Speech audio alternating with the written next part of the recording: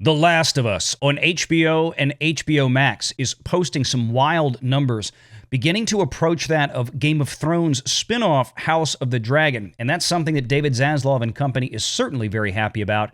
And they're out there bragging in places like Deadline magazine with what those numbers are. Let's get into it.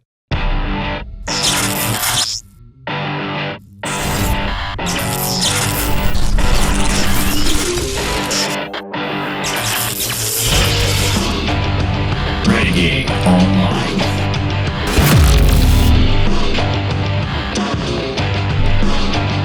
Well, welcome back. Another great day here at Valiant Renegade. It's good to see everybody out there once again. And if you are like one of the many folks watching this video that have not yet subscribed to this channel, please take a moment, turn that little red subscribe button to gray. Also hit that notification bell, hit the like button for this video, share it out on the social medias, and of course, please do leave a comment before you head out the door today. It's good to see everybody back out there, and we love responding to as many comments as possible. The Last of Us from HBO and HBO Max.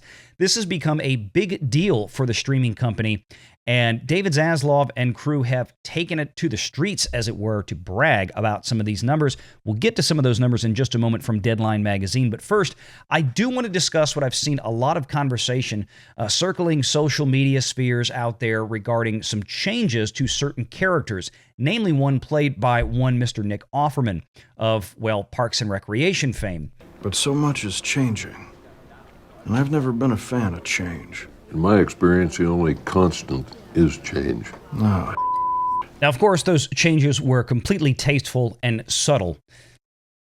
Right. But as luck would have it, we here at Valiant Renegade actually had cameras inside the writer's room for The Last of Us.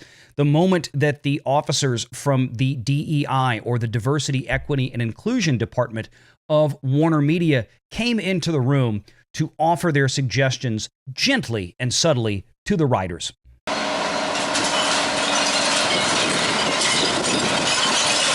Did you miss it? Now, all joking aside, this show is hitting some tremendous numbers. Let's take a look at what they are. Just 2 weeks ago, on its premiere, The Last of Us became HBO's second largest debut after House of the Dragon since 2010, with 4.7 million viewers. The Game of Thrones spin-off House of the Dragon made history by premiering with nearly 10 million viewers between linear and HBO Max streaming delivery. Now, at first, one would be forgiven saying, well, that's pretty good, but that's still only half of House of the Dragon. What's happened since week one? Well, the numbers have only been consistently getting better, and we've got some updates from just this morning. Take a look. The Last of Us audience grows for the third consecutive week, becoming HBO's fourth current series, averaging 15+ million viewers per episode. Now, drawing 15 million plus viewers per episode is something enviable by anybody, and I promise you, other folks out there, particularly like Disney Plus, are very jealous right now of the success that Warner Media and HBO Max are having. The Last of Us doesn't look like it will be losing steam anytime soon. On Sunday, 6.4 million people tuned in to watch the third episode of the post-apocalyptic series across HBO and HBO Max, according to Nielsen and first-party data.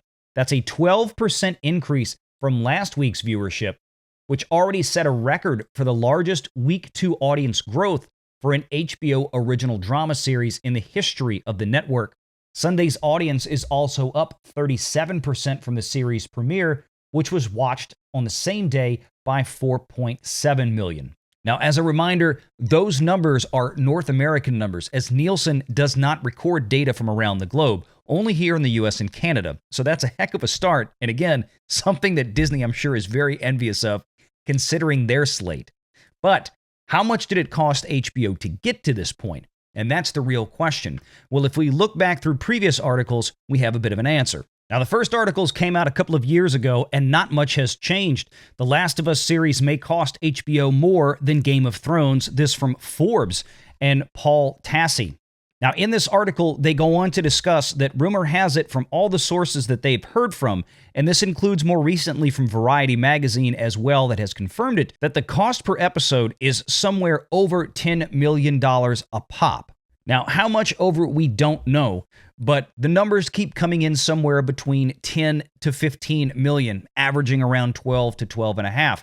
When you look at a 10 episode season, you're talking about potentially 125 to 150 million, or perhaps a little more than that, to make this entire first season of The Last of Us. Now, of course, that was compounded by issues having to do with production and filming during COVID restrictions, which added and artificially inflated, quite honestly, many production costs during that time to the tune of around 20 to 25% on average from all the best information that we've heard.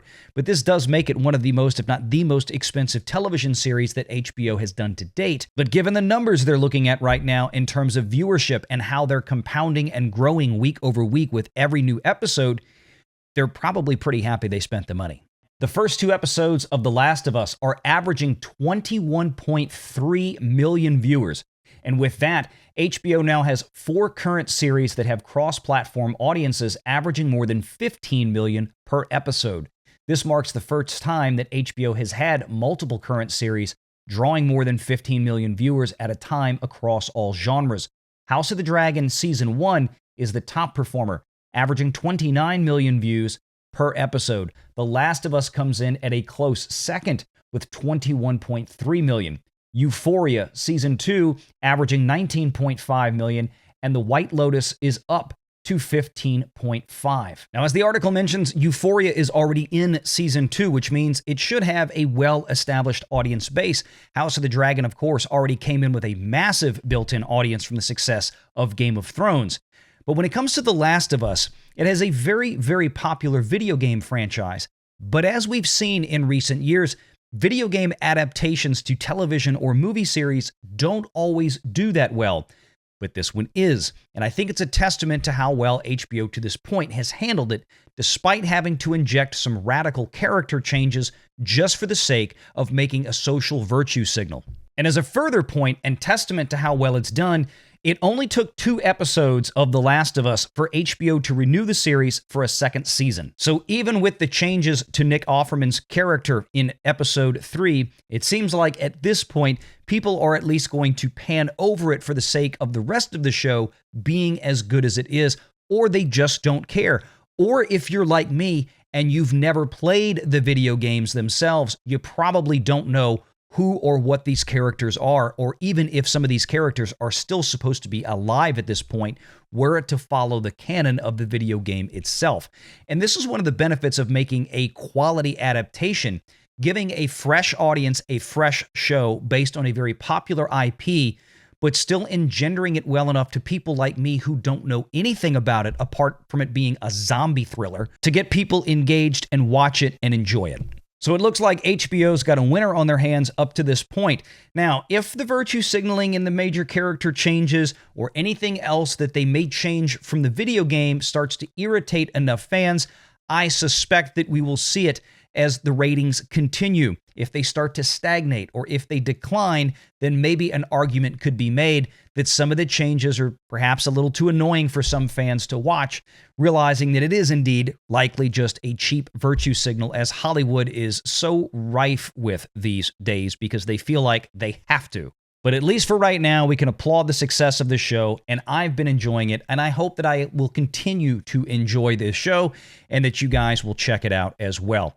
Let me know your thoughts in the comments below. Please hit the like and subscribe button, share this sucker out on the social medias, and of course, do leave a comment before you head out the door today. Take care.